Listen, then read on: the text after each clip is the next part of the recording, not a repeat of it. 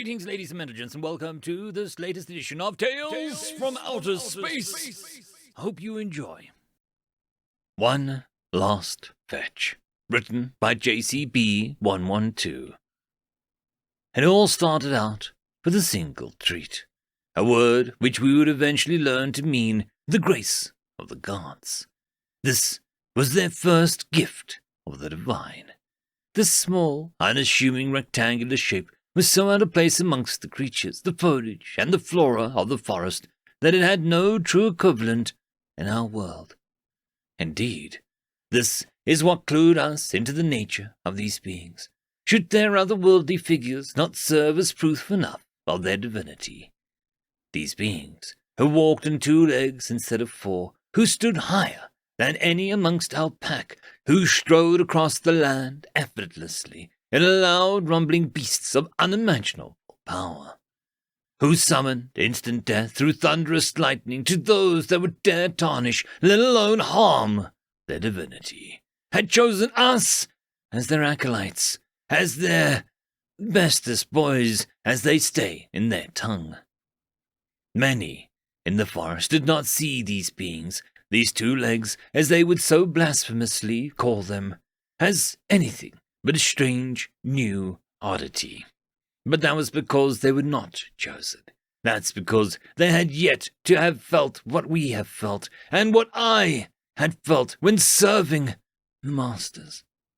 Just approaching them changes their disposition, whilst the birds and the lizard elicit no response, or even a negative one if aggressive enough. We, on the other hand, seemed to be the only ones to give pause to whatever rituals or activities they were preoccupied with. Some greet us with but a glance, some baring their fangs to assert their position in this overpack hierarchy, some even gesturing towards us wildly. Yet the bestest ones were the ones who greeted us with sensations previously completely unknown. These head pats, as they referred to them. It was a simple gesture, one that involved the use of their free appendage to reach for our heads, to move their paws softly or vigorously atop the space between our 2 pointy ears. This was a second gift of the divine. Yet, while we followed them everywhere they went, watched as they performed ritual after ritual, stared longingly at them through the clear ice that adorned their large warren beasts as they slept and ate, we still did not come any closer to the truth of their nature. In truth, we did not know what it was that they were doing in our forests, nor did we know why they had chosen to perform these strange rituals amongst the trees, deep in the caves, and even above the clouds, if those birds could be trusted with this fact. But what we did know was that they were benevolent. They showered us with treats, gave us many, many headpats, fed us when the seasons bore us few hunts, sheltered us in warrens built to keep out the elements, and strangest of all, they loved us. It is difficult to describe this to any other being. As pack creatures, we have innate instincts for these sorts of things. Yet, if I were to describe it, it was akin to a bond, an invisible, unbreakable bridge between 2 or more of your own kind. Yet, these beings of divinity, they saw these bonds without us even explaining it to them, and instead of simply accepting this as another fact of life, they decided to bond with us. Each member of our pack was given what the divine called a name. It was a way of referring to an individual of our kind in a way that isn't limited to pheromones and scents. It was clear the divine did not have to stoop down to such levels, so they gave us these monikers that they saw fitting of our stations. Indeed, it was at this point that we learned the divine's names as well. Humans. This was the third gift of the humans. And my gift was the name given to me by my divine patron. The name was Scruffles. I eventually learned my human's name. Her name was Sarah. She seemed to be one of the humans' few offspring. Unlike our own pack, it was clear that the humans had little interest in propagating their kind.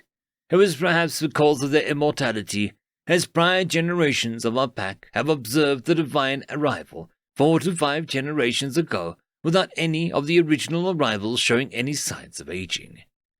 The Sarah was the first of these divine pups to pack bond with us, and I was chosen to be her first. Whilst most of the pack were busy observing, waiting, or even protecting our humans from the dangers of the forest, me and Sarah's duties were significantly different. While most bonds were that of simple kinship, lacking much in the way of reciprocation save for the occasional head pat and treat, Sarah had introduced me to a new gift, a personal gift that only we shared. None of the pack had even heard of this game, as Sarah would call it. It was a game called Fetch. This was the 4th gift of the divine, and it was all mine. Sarah and I spent what felt like an eternity playing this game. It was a simple activity, one whereby my instincts of hunting were exercised constantly. She would throw me this object, this toy, and it would be my responsibility to run after it and return it to her. It sounds ridiculous, I know, but in the heat of the moment it just felt so right. Like I was born for this game. We had changed through a lot of these toys over the years, but eventually landed on one that Sarah seemed happy enough with. It was once again nothing like anything seen in the forest. A perfectly consistent, round, flat disc-like object. It was the color of the sky, a color so rare that I could not fathom how these beings were able to imbue such a simple object with it. But it honestly made sense. The divine did descend from the heavens, after all, so they must have painted these toys with the color of the skies. That, or perhaps they were the ones who painted the skies themselves. The time we spent together were times that I would cherish forever.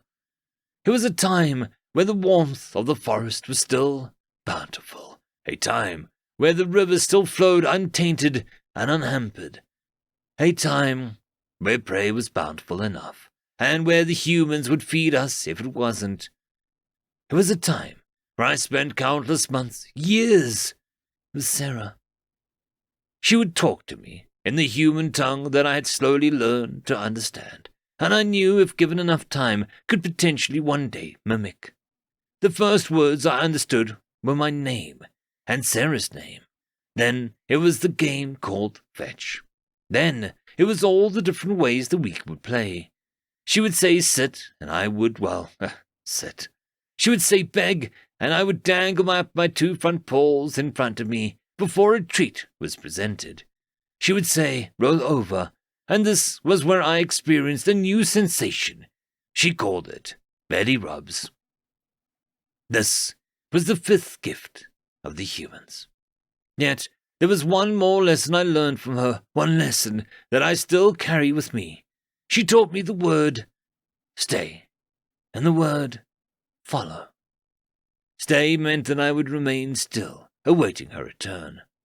Follow meant that I would track her, follow her wherever she went.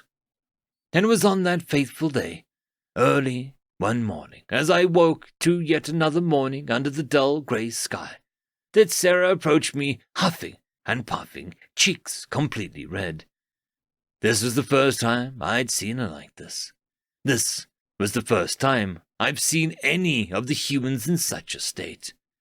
She pointed to the skies, to the streams, to the forest, and spoke, but I could not understand. All I could understand were a few final words before a large divine being lifted her and took her away. Fetch! She dropped our toy and spoke a simple command. Follow. It has been years since the disappearance of the humans, and in those years I've started to grow old and weary.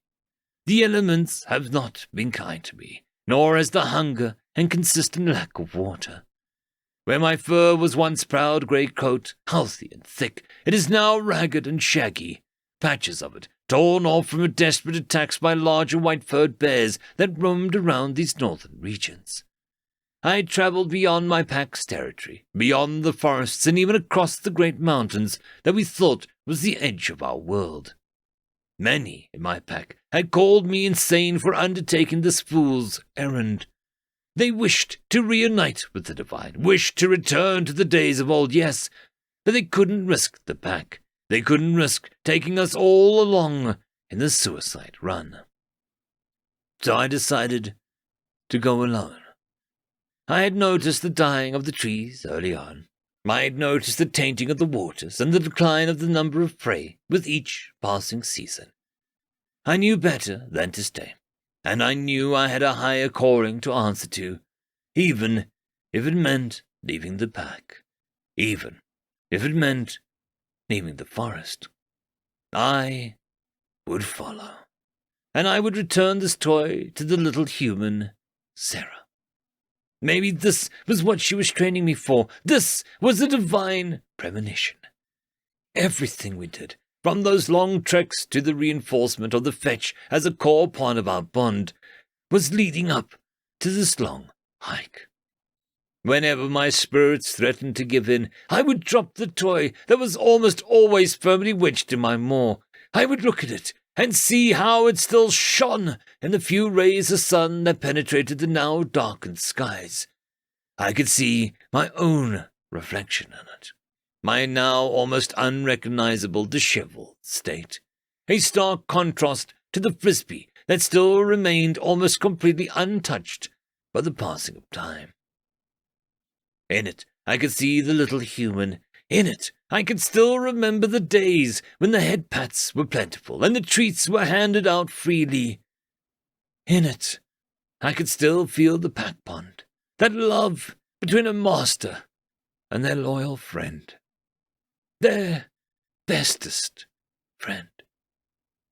So I continued, even as the strong winds began to tear off what was left of the healthy patches of my fur. I continued, even as food was now practically non-existent in this part of the icy tundra. I continued, only based off the small green glow of the frisbee. What had been a curiosity was now my focus.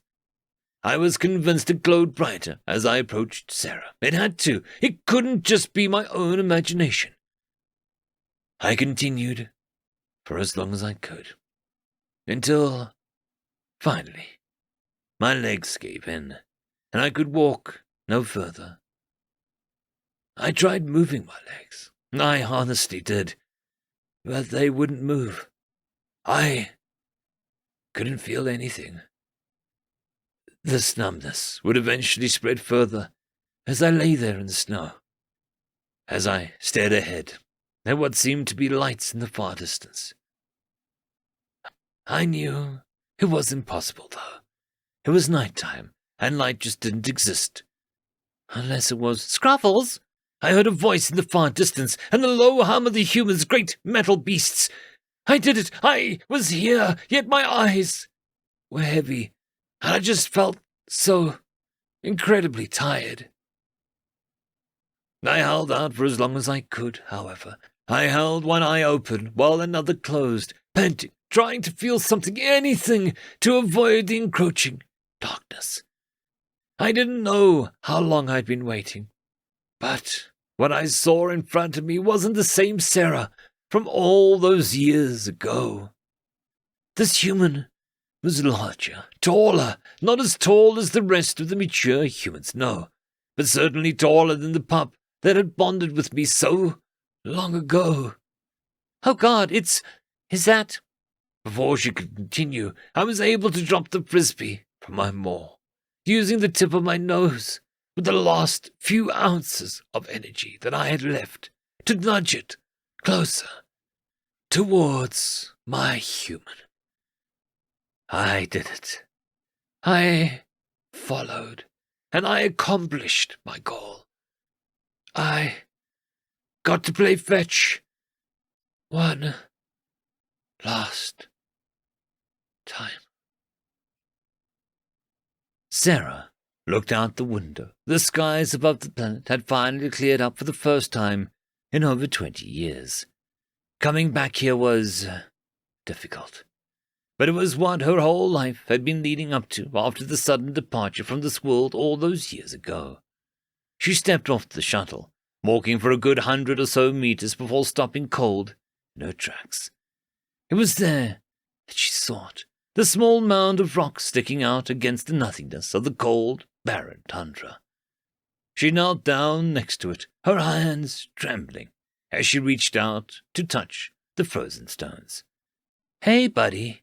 She spoke to no one in particular. "You missed me?" There was no answer. I missed you. I missed you so much. I brought you something. I remember how much you love these silly little treats. You know, they're really cheap, and I think you deserve better, but, She trailed off again, placing a small box of dog treats at the foot of the mound. She could feel tears forming, but they crystallized and froze on her face as soon as they appeared. I wish I could have done more for you. I wish I didn't have to leave you. I wish for so many things, but we all know that wishes are just that. Wishes. She sat down on one of the larger rocks, placing both her hands against her masked face.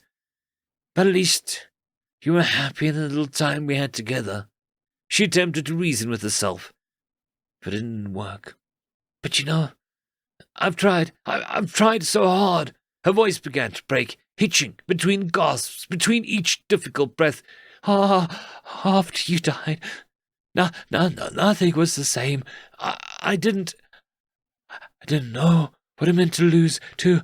She couldn't finish her thoughts, not before it became too unbearable. The weight against her chest, the heaviness in her gut, it was just all too much to bear. And she let it all out. But it's all better now. I made sure that the pilot project would be here, on Aurelia. Your pack is safe. Your forest is safe. Your cousins and nieces and nephews will go on to live long, happy lives. She forced out a smile, holding back the stream of tears that threatened to return. A sudden buzz against her chest alerted to a direct message, a call that she had to take. I'm sorry to cut it so short here, but, hey, I have a gift for you, a bigger one that you deserve, one that I'll make sure to visit as much as I can. She stood up, walking towards the shuttle as another craft began to approach. She watched as a smaller craft unloaded the cargo atop the small pile of rocks, several robots unwrapping the crate to reveal the 10-foot granite and slate pedestal. Atop of it was a furred lupine-like creature on all fours, standing atop proudly with a frisbee in its mouth. There was a small plaque at the bottom of the statue, a plaque which read, "Here lies Scruffles, 2752 to 2759. He was smart, loyal, caring, and brave. May he be remembered for all of time as the bestest of boys." You are currently listening to Interstellar Telecommunications and Transmission Authority, broadcasting live from Earth. It is currently 12:01, the 21st of May, 2792. Here is what the afternoon headlines.